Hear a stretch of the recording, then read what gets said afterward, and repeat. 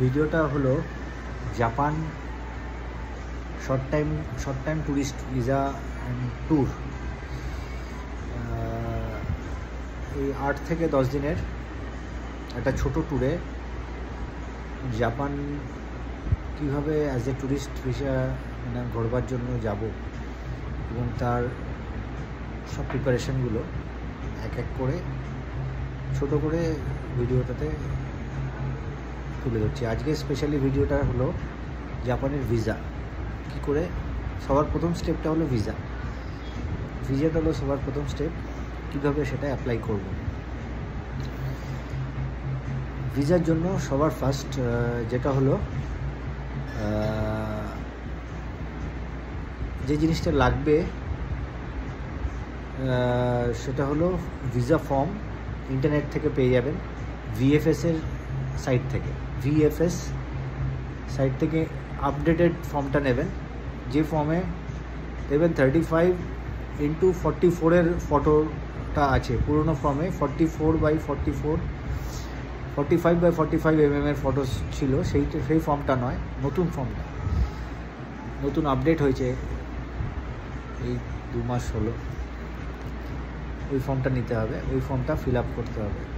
কিছু নেই ফর্মের মধ্যে, অ্যাজ এ পাসপোর্টের কিছু ডিটেলস আর আছে। ফর্মটা নিয়ে বসছি আলোচনাতে রিগার্ডিং কীভাবে ফিল আপ করব।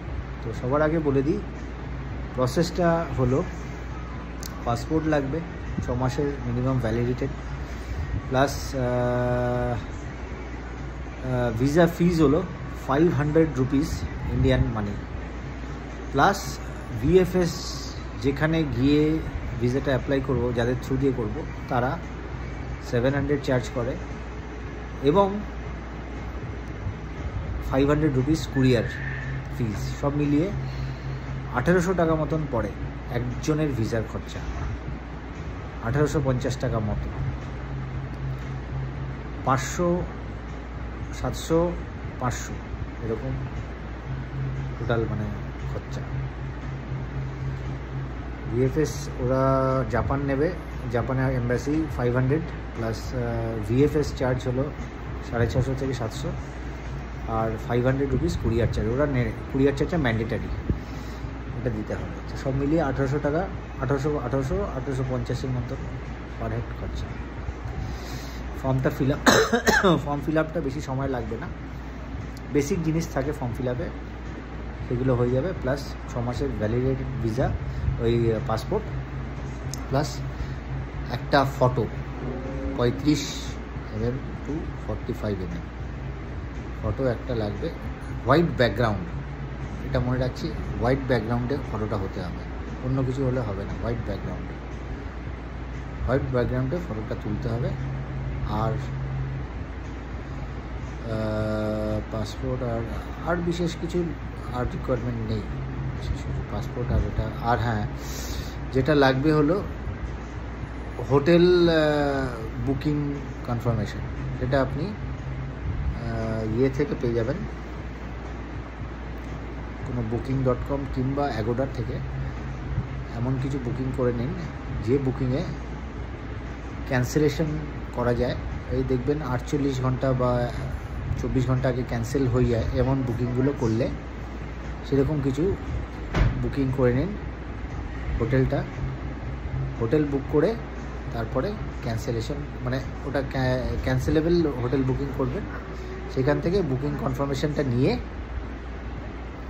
ডিটেলসটা ভিসা ফর্মে দিতে হবে।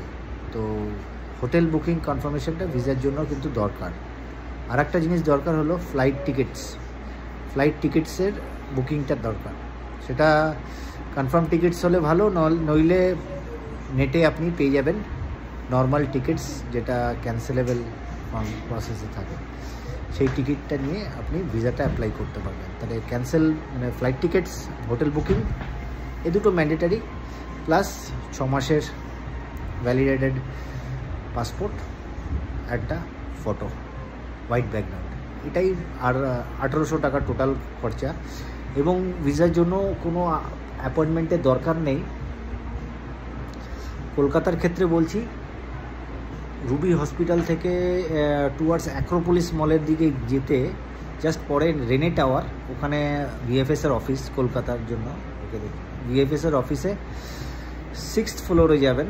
6th ফ্লোরে জাপান ভিসার কাউন্টার, ওয়াক ইন, যে কোনো মানে ওয়াকিং টাইমে আপনি 9:30 থেকে 9টা থেকে 5টার মধ্যে, মানে যে কোনো সময় আপনি চলে যান, কোনো ওয়াক ইন, মানে দিনে আপনি ভিসাটা প্রসেস করে চলে আসতে পারবেন। ভিসাটা যেদিন গেলেন ভিসা দিল, মানে ভিসার টাকা জমা দিয়ে ফর্ম ফিল আপ করলেন, ওরা সামনে রিসিপ্ট দিল, তার ঠিক 1 সপ্তাহের মধ্যে আপনার বাড়িতে ভিসাটা ওরা চলে আসবে। এই হলো টোটাল প্রসেস। 1 সপ্তাহ থেকে একটু কম বেশি হতে পারে, বাট ধরে রাখুন 1 সপ্তাহের মধ্যে চলে আসা, আমাদের চলে এসছে। তো জাস্ট ফর্মটা কীভাবে ফিল আপ করবে, ফর্মটা নিচে আছে, আমি ডিসক্রিপশানে দিয়ে দেবো ফর্মটা, সো দ্যাট ভিসা প্রসেসটা করার পরে তারপরে স্টেপটা পরের ভিডিওতে। ওকে, বাই বাই।